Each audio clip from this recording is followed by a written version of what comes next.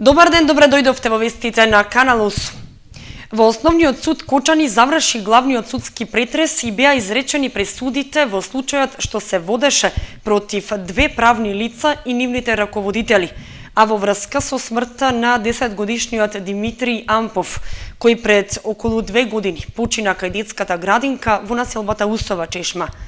Прво обвинетиот и второ обвинетиот добија затворски казни, а двете фирми треба да платат парични казни.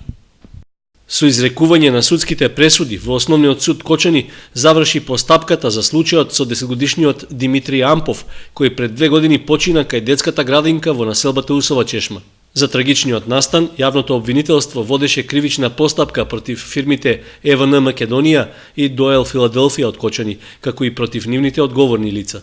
Кривичниот судски совет со кој председаваше судијата Орце Филипов во присуство на дел од обвинетите кратко ја образложи доказната постапка и стручните наоди од неа, пошто рече дека судот се одлучил за затворски казни за одговорните лица од двете фирми. Според пресудата, по 1 година затвор добија Горан Стојановски и Драган Натков, а предпријатијата во кои работеле ќе треба да платат парични казни од по 200.000 денари. Дополнително, првообвинетиот и второобвинетиот ќе треба солидарно да исплатат парична оштета на семејството на починатиот малолетник, како и судските трошоци. Обвинителството по службена должност ги товареше одговорните лица и двете предпријатија дека се одговорни за смртта на малолетниот Ампов, кој играјќи си во дворот на градинката беше пронајден мртов на шилците од металната ограда. Иако по првичната истрага беше речено дека смртта настапила како последица од падот на оградата и повредите во пределот на стомакот и срцето, подоцнежната обдукција покажа дека детето претходно доживеало струен удар.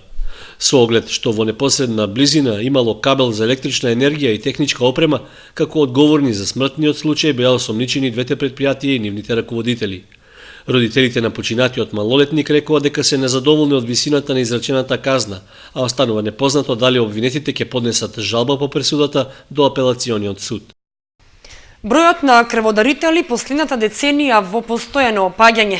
Често се случува во болниците да нема залихи, особено откако службите за трансфузиологија, кои беа во надлежност на локалните здравствени институции, потпаднаа под капата на Републичкиот завод за трансфузиологија. Минатата година Кочанскиот Црвен крст ја заокружил со дарувани 1206 крвни единици, најниски во последните 10 години. Тоа се должи на намалениот број крводарители, само 664. Во 2011 година нивниот број бил поголем за над 200, 880 регистрирани, а биле собрани 1520 единици крв. Бројките говорат дека 2009 година во последната декада била најдобра за крводарителството, со 1036 крводарители и 1632 собрани единици. Ниту во Кочанскиот Црвен крст, ниту во трансфузиологија не ги коментираат бројките. Намалување на бројот на крводарители бележат и други општини во регионот. Но без разлика на бројот на дарувани крвни единици, често се случува во болниците да нема залихи од одредена крвна група, а тоа не е случај само со поредките. И во Штипската, која има регионален карактер, неодамна недостасуваше крв од најчестата група, А позитив. Дел од крводарителите велат дека сето тоа почнало да излегува на виделина откако службите за трансфузиологија, кои беа во надлежност на локалните здравствени институции, потпаднаа под капата на Републичкиот завод за трансфузиологија. До крајот на третиот квартал од оваа година полнењето на буџетот на општина Кочани е реализирано со околу 2/3. Во одделни ставки на приходната страна се регистрирани поголеми отстапки во реализацијата, што во прашање го доведува целосното исполнување на планот до крајот на годината. Со над 62% од планирањата е реализиран буџетот на општина Кочани во тековниот оперативен биланс, додека многу помал со нешто повеќе од 25% е процентот на реализација на капиталниот биланс. Такви се податоците добиени по сумирањето на приходите што општината ги остварила во првите 3 квартали од оваа година. Кај извршувањето на приходите од буџетската сметка, најголемо отстапување, односно најмала наплата од само 33% е регистрирана од комуналната такса за истакнување реклами, објави и огласи на јавните места. Најголемо полнење на буџетската сметка пак, кај извршувањето на приходите, е реализирано кај трансферите од буџетите на фондовите, тековните трансфери од други нивоа на власт и од комуналната такса за користење на просторот пред деловните објекти, секаде над 90%. Даноците на имот од промет на надвижности и од наследство и подароци во просек се реализирани со околу 50%. Кај приходите од самофинансирање има реализација на околу 65% од планираното, при што најмногу општинската каса, околу 75%, ја наполниле приходите од продажба на стоки и услуги, членарините во институции од областа на културата и од такса за испити. Другите извори на буџетот на општината се реализирани со процент што се движи околу вкупниот просек на извршување, при што кај дотациите реализацијата изнесува над 73%, а кај донациите 52%. Извештајот за извршувањето на буџетот во третиот квартал од оваа година ќе се најде на разгледување на 10-та седница на Советот на општината, закажана за идниот петок. Акцијата "Се грижиме за топол дом" во Кочани и понатаму не ги исполнува очекувањата. Има 270 барања за помош, а се пријавиле само 5 донатори. По пауза од точно еден месец пристигна нова донација од акцијата "Се грижиме за топол дом". Тоа е само 5-та испорачана помош, а како донатор повторно се јавува исто лице. Лицето Мице Јанев од село Уларцин е повтор пат донатор. Претходната донација беше донесена, сега е тросет, ќе доставиме до Снежана Заува на улица Македонска 57 во Кочани. Снежана е благодарна за тросетот, но смета дека државата треба да води поголема грижа за неа како самохрана мајка на тинејџер. Ова е задоволно, ама и не е пак задоволно, да кажам, со еден тросет. Оно би требало да ми се даде на мене да земам јас како самохрана мајка, да си ги земам парите, не како социјален случај од 1400 денари. Јас плюс имам добиено 2 удара, со 2 удара сум и операција сум правена, не сум способна за работа. Акцијата "Се грижиме за топол дом" во Кочани и понатаму не ги исполнува очекувањата. Има 270 барања за помош, а се пријавиле само 5 донатори. Че ни требат повеќе хумани луѓе, за да ги задоволиме луѓето секако што се поднеселе за донација барат кога ќе се оствари, меѓутоа тоа не е до нас. Се барат донатори, хумани луѓе, за да можеме да помогнеме на посиромашните луѓе. И замолуваме повеќе луѓе да се јавуваат за да можеме да ги задоволиме потребите на народите. Помош во мебел претходно добија уште 4 семејства од Кочани, Оризари и Жиганци. Граѓаните кои сакаат да донираат можат да се јават на бесплатниот телефонски број 0800 55 800 и на мејл donacija@mtsp.gov.mk. Средното општинско училиште Гошо Викентиев доби грант од Националната агенција за европски образовни програми и мобилности ВЕТПРО во вредност од 11.000 евра. Професори од ова училиште ќе разменуваат искуства со сродни училишта од Германија, Холандија и Белгија. Целта на проектот е размена на искуства за подобро стручно образование во електромашинското инженерство, што ќе овозможи подобро согледување на новините и начинот на работа во една европска земја, а со тоа и ќе се добијат шанси за поквалитетно изведување на наставата и едуцирање на квалитетен кадар. Од 20 до 27 април наредната година, 6 професори од Средното општинско училиште Гошо Викентија ќе посетат неколку сродни училишта во градот Ахен, кои се наоѓа на тромеѓето помеѓу Германија, Белгија и Холандија. Целта е да можеме да идеме да ги запознаеме европските услови за работа во училиштата, стандардите кои се на образување, стекнување на нови знаења и вештини. Целта не е да имаме поквалитетно образование, односно поквалитетна настава. Грантот е 11.112 евра, точно од кои што 1.200 евра се за јазична и културошка подготовка, 1.500 евра се поддршка за организација на активноста, на мобилноста и другите средства се за пат и за престој во Германија. Професорите од Кочанските училишта во Германија ќе презентираат 4 проекти. Се однесува за изработка на картинг возилото со користење на стари делови, изработка на лифт со користење на ПЛЦ, тоа е од електроструката, презентација за училиштето, за општината и за Република Македонија, значи и останува уште користење на лего коцки, лего роботи во практичната настава во електроструката. Значи тоа се нашите 4 презентации кои треба да ги направиме во Германија. Проектот датира од 2009 година, од гостувањето на кочанските професори во Крит на подготвителна посета, чиј домаќин исто беше Националната агенција за европски образовни програми. За успешен престој во Германија, Јорданов истакна дека добре дојдена ќе биде соработката и со кочанските училишта за странски јазици, посебно англиски и германски, кои ќе им бидат од голема полза во реализацијата на проектот. Жири комисијата на фестивалот на хумор и сатира Инвиница Веритас ги прогласи најдобрите 3 карикатури од овогодишниот конкурс. Наградите ќе им припаднат на карикатуристи од соседните земји, а доделувањето се најавува за понеделник во рамки на отворањето на фестивалот.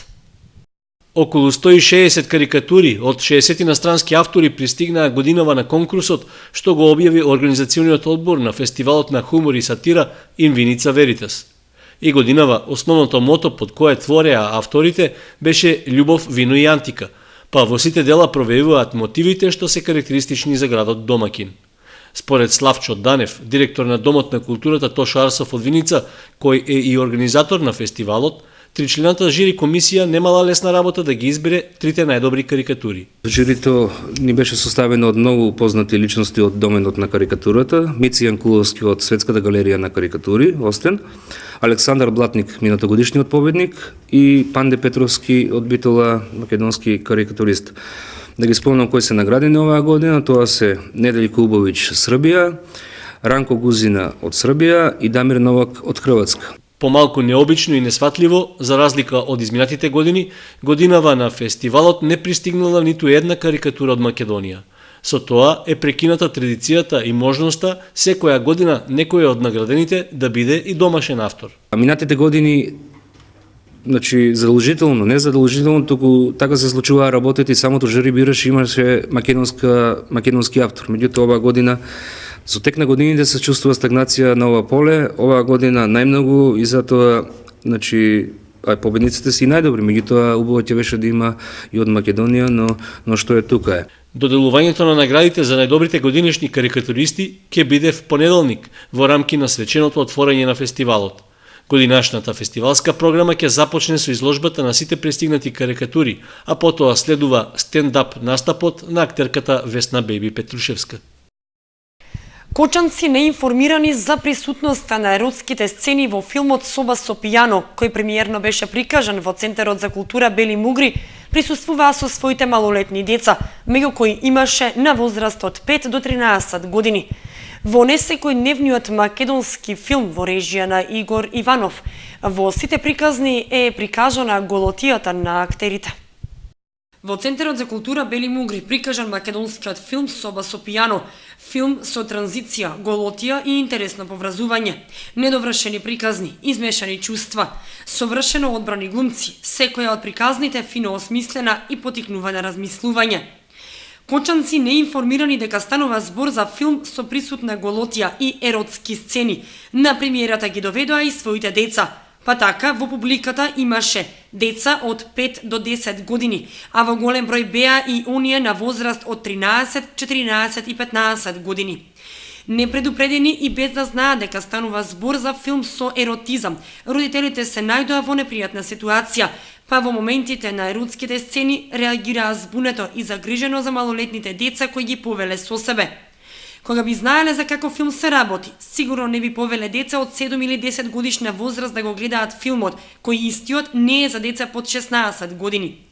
Присутните во салата ја воочија непријатноста на родителите и коментираа дека задача на одговорните во институцијата е пред премиерно да го прикажат филмот. Би требало граѓаните да бидат информирани преку локалните медиуми за еротските сцени во филмот и дали истите се дозволени за деца под 16 години. Освен еротските, во филмот се присутни и сцени со транвестит, несреќна двојка што нема пари, ниту потомство, а има силна желба за тоа. Разочарана љубовница и безскрупулозен маж кои завршуваат трагично.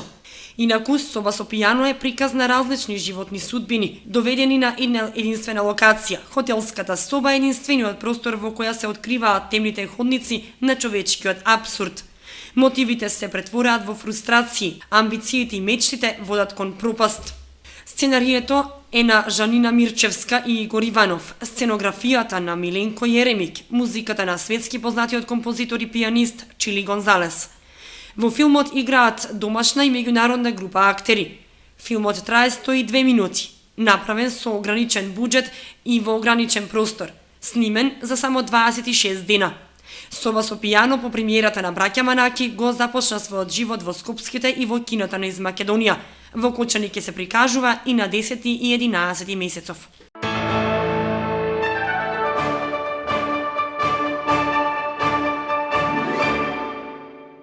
Кочанските превачиња примени во детската организација. Воедно прогласени и најдобрите наставници од кочанските основни и средни училишта.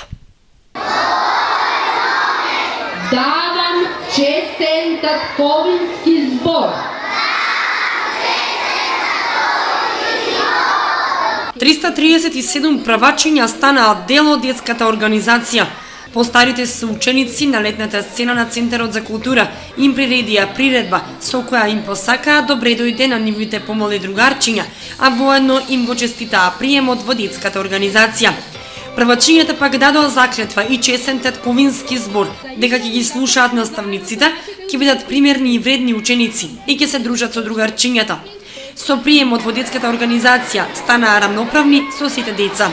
На сцената ги поздрави градоначалникот Димитровски. Ние организираме оваа завршна представа денеска со сите наши најмали сограѓани, со сите правачиња кои што ги има 337 на број оваа година. Значи една бројка која што е зголемување за околу 50 од минатата година и една бројка која покажува еден позитивен тренд за разлика од другите градови во соседството и во Република Македонија дека имаме едно зголемување.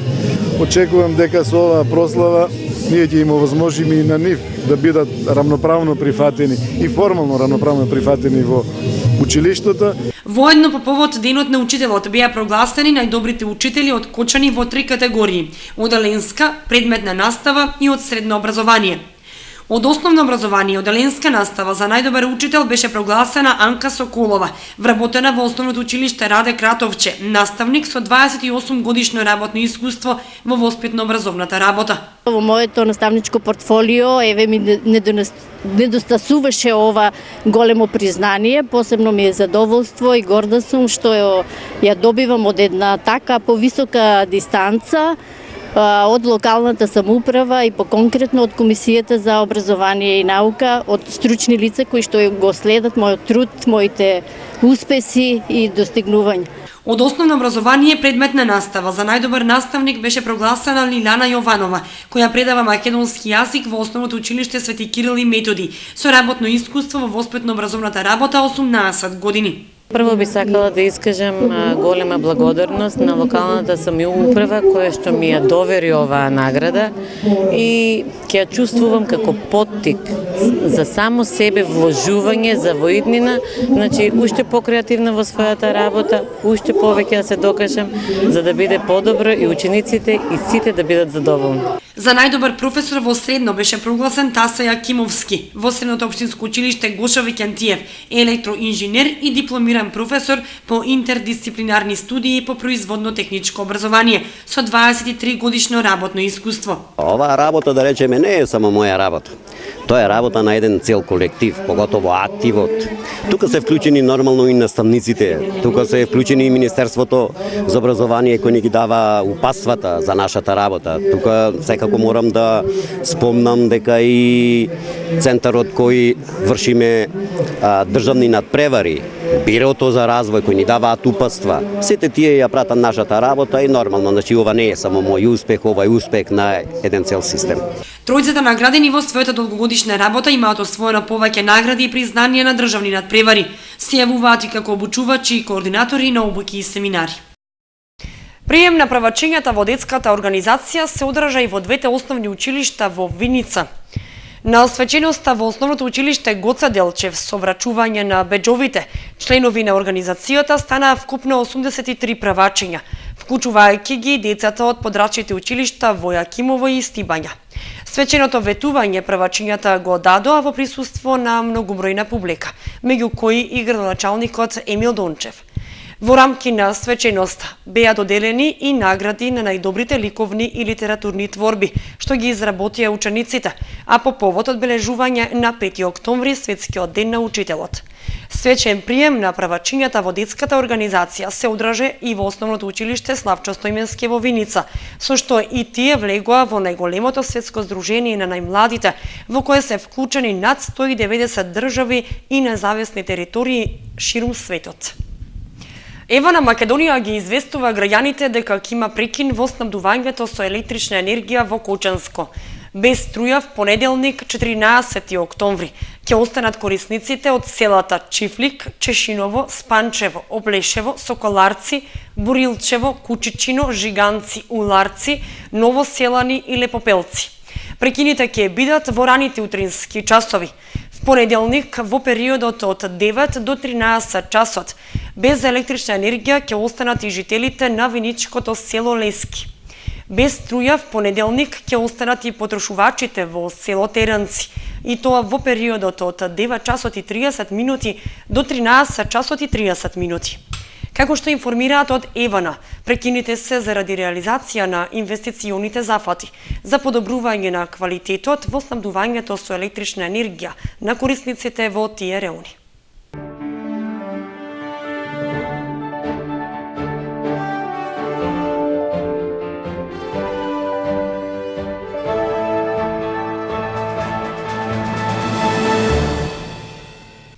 Следува информацијата од спортот. Во сабота дерби во женската фудбалска лига Кучани Борец.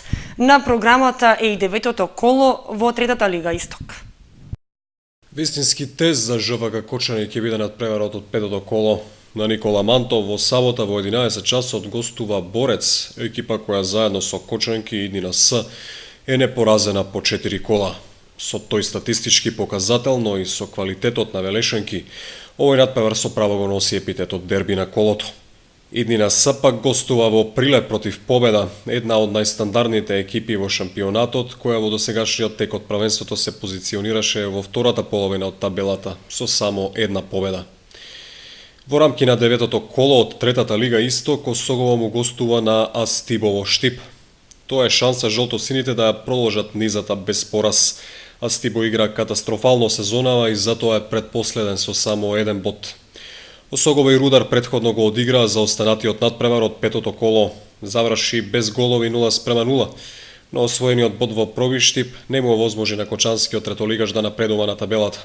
Останува на 6-та позиција со 13 бода.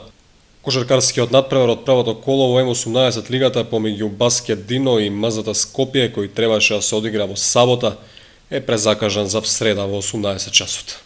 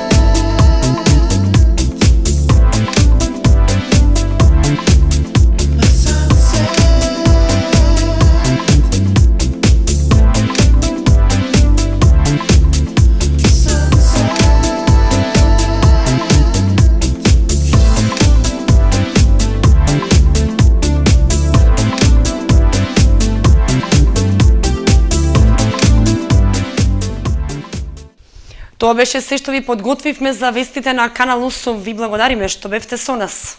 Пријатно.